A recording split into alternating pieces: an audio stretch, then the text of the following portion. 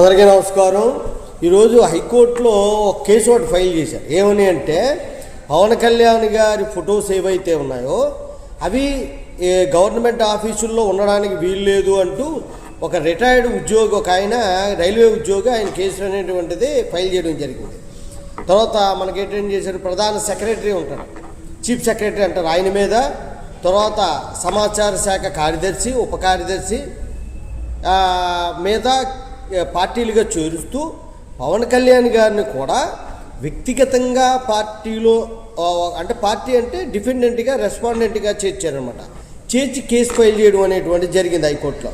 Chief మినిస్టర్లో ఫోటోలు ఉండొచ్చు, కానీ ఈ డిప్యూటీ చీఫ్ మినిస్టర్ ఫోటో కూడా ప్రతి ఆఫీసుల్లోనే ఉండడం సబబు కాదు అని చెప్పి సమాచారకి ఒక సమాచార పౌర శాఖ అనేది ఒక శాఖ ఉంది, వాళ్ళని ప్రధానంగా టార్గెట్ చేస్తూ, అలాగే పవన్ కళ్యాణ్ గారిని వ్యక్తిగతంగా అందులో చేరుస్తూ ఫైల్ చేయడం జరిగింది హైకోర్టులో.